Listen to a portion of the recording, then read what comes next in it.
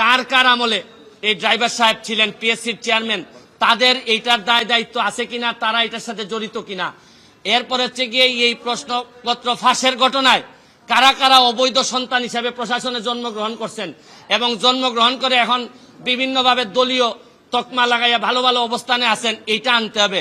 আজকে এইখানে যে কারণে আপনাদের সামনে এসে দাঁড়িয়েছি, আপনারা অনেকেই দেখেছেন কয়েকটা ইস্যু খুবই আলোচিত বাংলাদেশে এখন চলতেছে। এর মধ্যে একটা বড় ইস্যু হচ্ছে গিয়ে যে প্রশ্নপত্র ফাঁসের সাথে পিএসসির দেখা যাচ্ছে যে উপসহকারী সহ এবং পিএসসির চেয়ারম্যানের গাড়ির ড্রাইভার সৈয়দ আবেদ আলী, তারা ধরা পড়েছেন।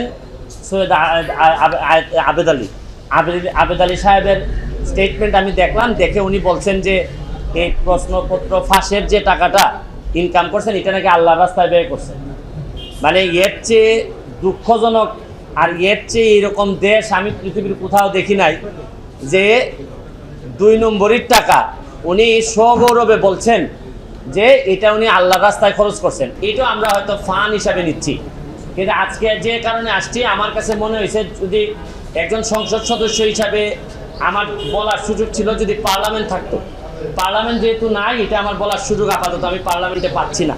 পার্লামেন্ট যখন হবে তখন হয়তো আমি এটা বলতে পারব। এখন আমি একজন ব্যারিস্টার হিসাবে আমার বিভিন্ন আইনগত ব্যবস্থা নেওয়ার সুযোগ আমার আছে।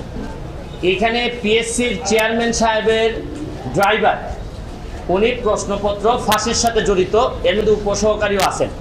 তো উনি ড্রাইভার থাকাকালীন সময়ে পিএসসির চেয়ারম্যান অনেকেই ছিলেন। এখন প্রশ্ন হচ্ছে কি যে পিএসসির চেয়ারম্যানরা যারা যারা ছিলেন তারা এই দায় এড়াইতে পারেন কিনা, তারা এটার সাথে যুক্ত ছিলেন কিনা।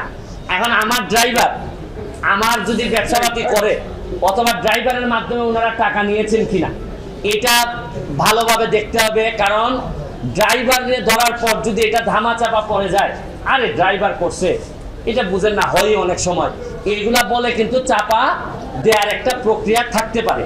এইটা আমার মনে হয়েছে যে এটা সরকারের দেখতে হবে। সেকেন্ড হচ্ছে কি, যে কারণে আমি মেইনলি আমার কাছে মনে হয়েছে যে এই প্রশ্নপত্র ফাঁসের কারণে সেই 33তম বিসিএস থেকে না 33তম বিসিএস থেকে 46 পর্যন্ত এই পর্যন্ত উনার মাধ্যমে অনেকেই সরকারি চাকরি পেয়েছেন, বিসিএস কর্মকর্তা হয়েছেন এই প্রশ্নপত্র ফাঁস করার মধ্য দিয়ে। তাইলে উনি যেহেতু ধরা পড়েছেন, তাইলে এখন যারা তদন্ত করতেছেন তাদের মেইন কাজ হবে এই প্রশ্নপত্র ফাঁসের মধ্য দিয়া এই চোর যারা, এই চোরগুলা যারা প্রশাসনের বিভিন্ন জায়গায় বিসিএস কর্মকর্তা বা বিভিন্ন হিসাবে বসে আছে, তাদেরকে ত্বরিত তাদের নাম সবার সামনে নিয়ে আসতে হবে এবং এদের বিরুদ্ধে ব্যবস্থা গ্রহণ করতে হবে। আমিও তো বলি মাঝে মধ্যে অনেক সরকারি কর্মকর্তা, ইভেন ডিসি ধরেন অনেক বড় বড় কর্মকর্তা, এদের কথাবার্তা আমার শুনলে মনে হয়েছে আরে এত ইনকম্পিটেন্ট একটা লোক ডিসি হয় কিভাবে, একটা ইনকম্পিটেন্ট একটা লোক ইয়নো হয় কিভাবে। আমি যখন দেখি তখন আমার হিসাব মিলে না। এখন আইসা ওই সৈয়দ আবেদ আলীর মাধ্যমে আমার কিছু হিসাব মিলতেছে। তাইলে এই চোরগুলা ওই বিভিন্নভাবে ছড়াই পড়ছে। শুনেন, যুদ্ধাপরাধী মানবতা বিরোধী অপরাধীরা যে যে জায়গায় থাকে আমরা খুঁজে বের করি, এদেরকে দায়িত্ব দেই না।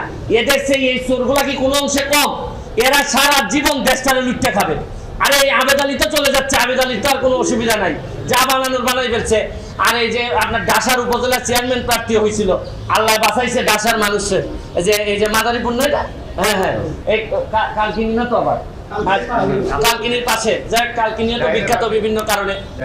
এই ডাসার উপজেলার মানুষ বাচ্চা যে তারা মনে পাস করায় নাই না, ও চাচ্ছিল করে নাই নাকি, আচ্ছা নমিনেশন পায় নাই, নির্বাচন হয় নাই।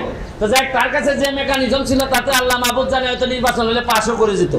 তো এখন হচ্ছে কি আমার মেইন, নাইলে যদি এর ভিতরে আমি ব্যবস্থা না দেখি আমি হাইকোর্টের শরণাপন্ন হব। কারণ আমাদের তো জায়গা হচ্ছে গিয়ে হাইকোর্ট। যদি এই ব্যাপারে ব্যবস্থা গ্রহণ না করা হয়, কার কার আমলে এই ড্রাইভার সাহেব ছিলেন পিএসসির চেয়ারম্যান, তাদের এইটার দায় দায়িত্ব আছে কিনা, তারা এটার সাথে জড়িত কিনা। এরপর হচ্ছে গিয়ে এই প্রশ্নপত্র ফাঁসের ঘটনায় কারা কারা অবৈধ সন্তান হিসাবে প্রশাসনে জন্মগ্রহণ করছেন এবং জন্মগ্রহণ করে এখন বিভিন্নভাবে দলীয় তকমা লাগাইয়া ভালো ভালো অবস্থানে আছেন, এইটা আনতে হবে।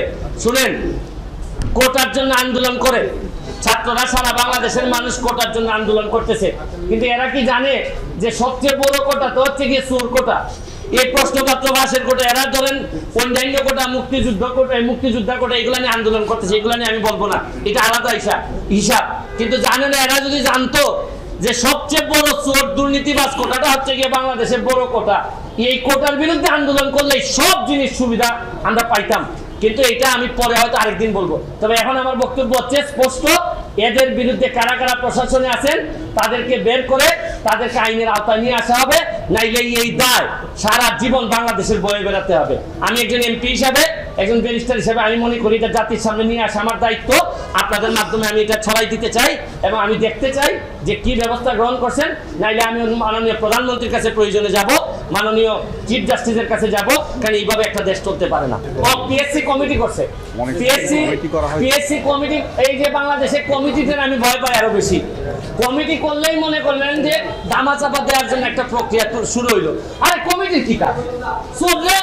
চোর ধরছে পুলিশ, চোর ধরার পর চোররে বলবে যে তোর সাথে কে কে চোর আছে বল। এখানে আবার বদলকার কমিটি করার দরকার আছে কি?